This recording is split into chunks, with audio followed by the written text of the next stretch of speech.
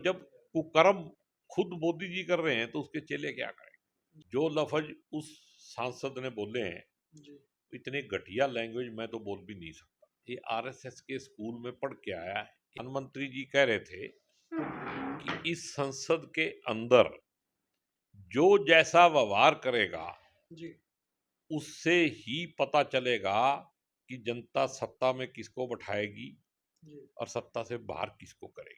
संसद पत्थरों से नहीं बनती है। लोग रोटी को तरस रहे हैं और तुम इतना बड़ा प्रोजेक्ट खड़ा करके उसके ऊपर लगे हुए हो। प्रधानमंत्री जी का भी बयान आया है कि इस काम के लिए ऊपर वाले ने मेरे को चुना है, क्योंकि ऊपर वाला इतना गलत आदमी चुन नहीं सकता। नमस्कार, बिफोर न्यूज़ देख रहे हैं आप और मैं हूं आपके साथ विजेंद्र फोर। दोस्तों, आज की इस मुलाकात में हम बात करेंगे देश के अंदर बनी नई संसद और संसद के चल रहे विशेष सत्र के बारे में। और साउथ दिल्ली से बीजेपी के सांसद रमेश बिदुड़ी जी की इस खास चर्चा पर बात करने के लिए हमारे साथ मौजूद है करनाल जिले के कांग्रेस के एकमात्र विधायक असंध सीट से श्रीमान शमशेर सिंह गोगी जी। तो सीधे चलते हैं गोगी जी के पास। जी नमस्कार, स्वागत है आपका। धन्यवाद जी, देश के अंदर अभी नई संसद का उद्घाटन किया गया है और उसी संसद के अंदर विशेष सत्र 18 तारीख से शुरू किया गया था। तो उसके बारे में गोगी जी क्या मानते हैं?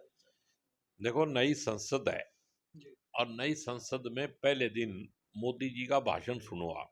जी माननीय प्रधानमंत्री जी कह रहे थे कि इस संसद के अंदर जो जैसा व्यवहार करेगा जी उससे ही पता चलेगा कि जनता सत्ता में किसको बैठाएगी जी और सत्ता से बाहर किसको करेगी। जी तो मैं मोदी जी को बधाई देता हूं जी कि नई संसद में मोदी जी के सांसद ने मोदी जी को विश्व गुरु से भी बड़ा गुरु बना दिया है। जी अगर यही विश्व गुरु है, यही मदर ऑफ डेमोक्रेसी है, जी जो लफ्ज उस सांसद ने बोले हैं, जी इतने घटिया लैंग्वेज मैं तो बोल भी नहीं सकता।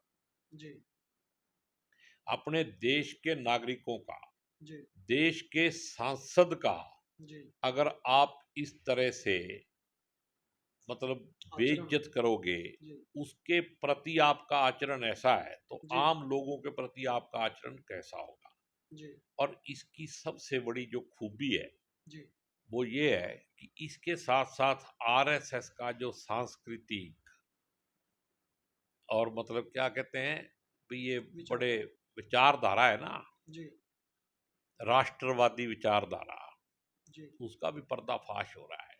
जी ये आरएसएस के स्कूल में पढ़ के आया है, जी एबीवीपी से लेके अब तक। जी ये भदौड़ी जी जी बीजेपी के अंदर है जी और आरएसएस का चेहरा भी जनता के सामने आ गया जी कि वहाँ क्या पढ़ाया जाता है।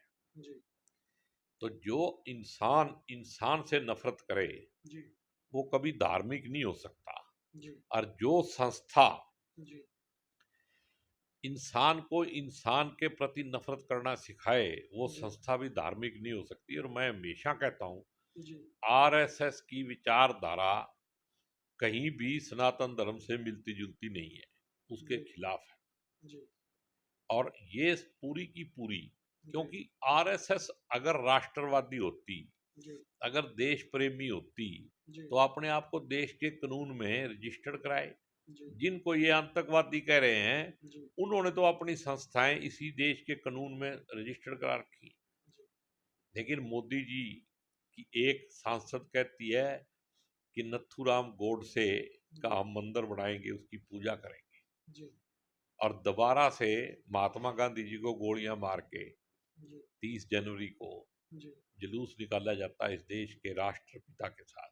मोदी जी चुप रहते हैं। जी अब मोदी जी के सामने ही और नई संसद, भव्य संसद, मोदी जी का जो ड्रीम था, जी प्रोजेक्ट, ड्रीम प्रोजेक्ट संसद थी, जी तो उस संसद पत्थरों से नहीं बनती है।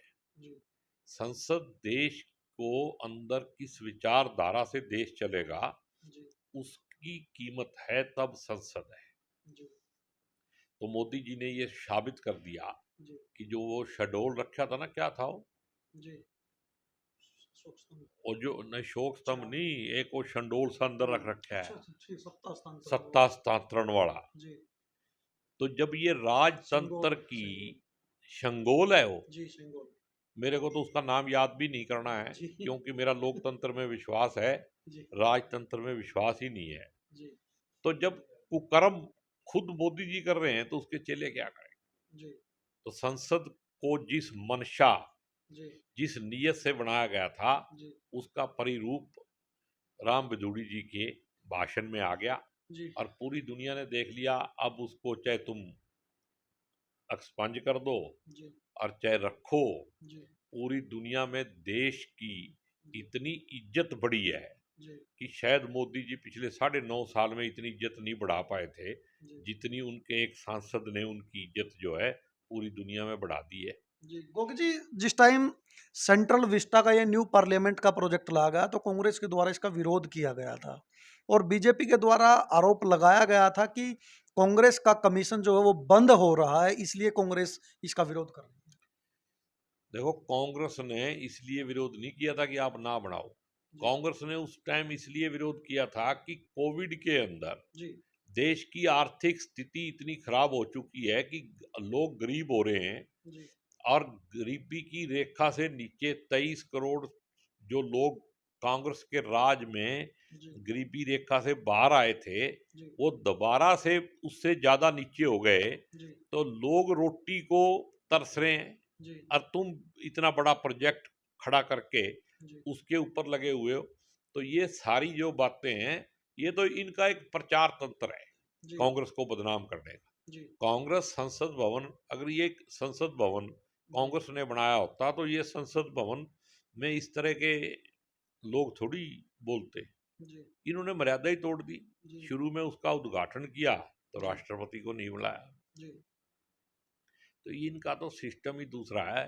जी इनकी विचारधारा हिटलर को फॉलो करती है, जी आरएसएस की किताबों में लिखा हुआ है। जी बीजेपी प्रचार कर रही है कि विशेष सत्र संसद का बुलाया गया है और महिला विधेयक रख करके उनको आरक्षण की दिशा में एक पहल जो यहाँ पर की गई है। प्रधानमंत्री जी का भी बयान आया है कि इस काम के लिए ऊपर वाले ने मेरे को चुना है। अब देखो, मेरे को तो पता नहीं ना मेरी ऊपर वाले से बात हुई। जी अगर ऊपर वाले ने इस तरह के आदमी को इस काम के लिए चुना है तो शायद ऊपर वाले ने भी गलती करी होगी। जी इसमें मेरे को कहने में दो राय नहीं है, क्योंकि जी ऊपर वाला इतना गलत आदमी चुन नहीं सकता। जी और महिला आरक्षण का बिल 9.5 साल तक कितने सत्र हुए, जी उनमें क्यों नहीं आया? जी आया तो आधा अधूरा क्यों आया? जी लागू वो 2029 के बाद होगा।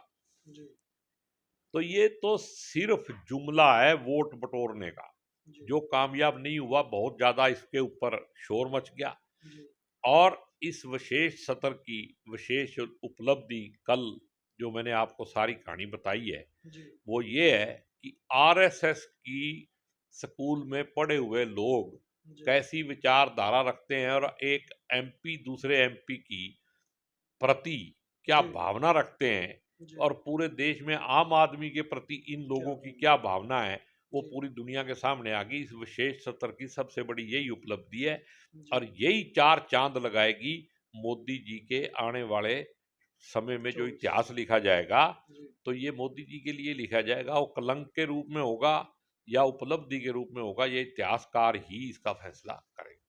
जी तो साथियों, ये थे हमारे साथ असम से कांग्रेसी विधायक शमशेर सिंह गोगी जी, जिन्होंने देश की नई संसद, संसद के विशेष सत्र और साउथ दिल्ली से बीजेपी के सांसद रमेश बितूड़ी जी के बयान पर खुलकर जो है अपने बयान दिए हैं। तो मेरी भी आप सभी से अपील है कि जिस प्रकार की भाषा लोकतंत्र के अंदर नई संसद के अंदर कल साउथ दिल्ली से बीजेपी सांसद रमेश बिदुड़ी जी के द्वारा एक अपने समकक्ष सांसद के प्रति की गई है, तो उस बारे में आपके क्या विचार है? आप अपनी राय कमेंट करके जरूर दें। और अभी के लिए मुझे दीजिए इजाजत। नमस्कार, जय हिंद, जय भारत।